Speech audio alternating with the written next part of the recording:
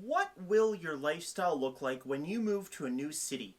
Are you aware of all the small decisions you need to make? Did you check off every item or did you miss things you didn't even think of?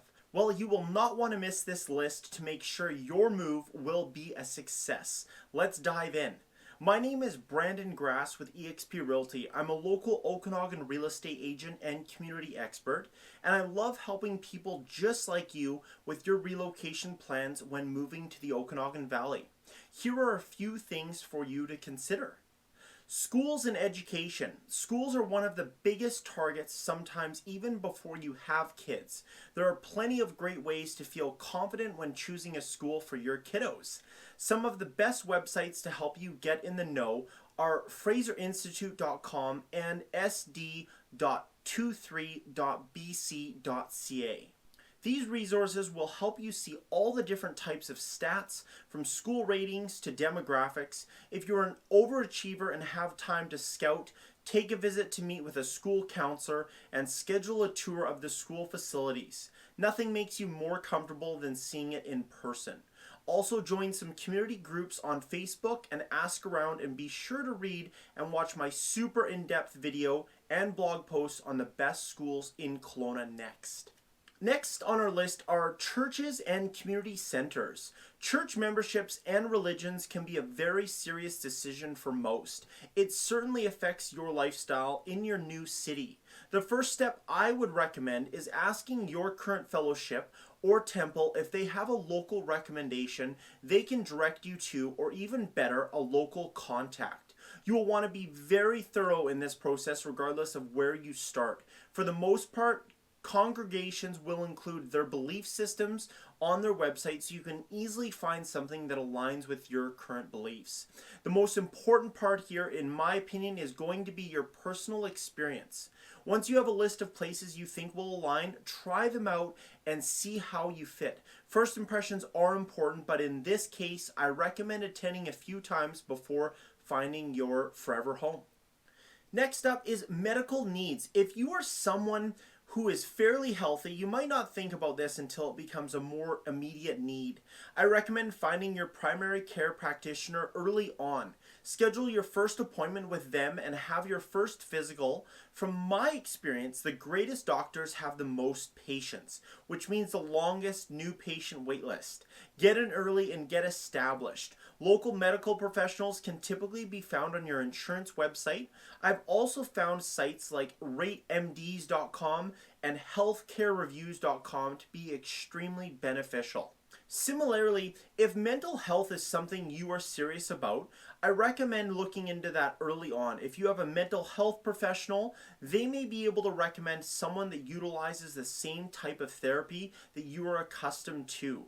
Psychologytoday.com can be an excellent tool for any additional research for you. Next up is childcare and daycare facilities. When moving with young kids that already have a system in place, changing their environment and routine can be very difficult. Sometimes it can be harder for the parents than the children. Trust and comfortability is one of the hardest things when you are already vulnerable when moving to a new area. Some of the best ways to overcome this is start interviewing places and set up Zoom calls to get that personal interaction. Google childhoodconnections.ca and Yelp are always great resources when looking at facility reviews.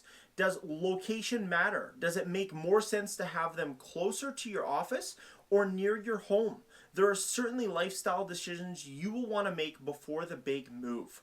For some people and some areas, doggy daycare, pet sitting, or dog walking is of vital importance. Again, all easy solutions with a quick Google search. There are also apps such as Wag or Rover that can assist with dog walking on demand. I didn't even know this was a thing until I researched to do this video.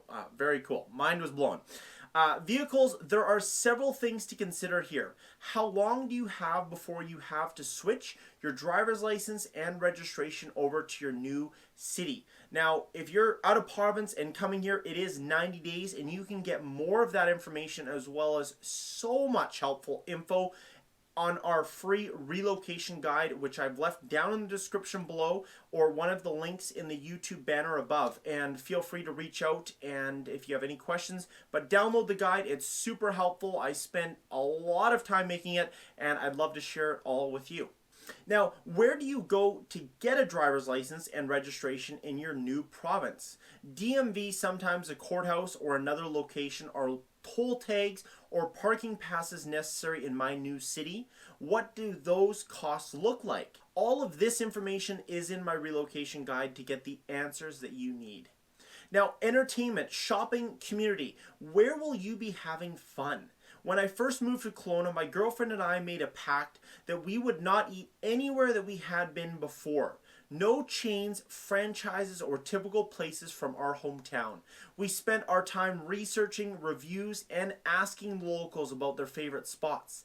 To this day, we know more about some eateries and hangouts than some people who have lived here for their entire lives and had a great experience as a result of it.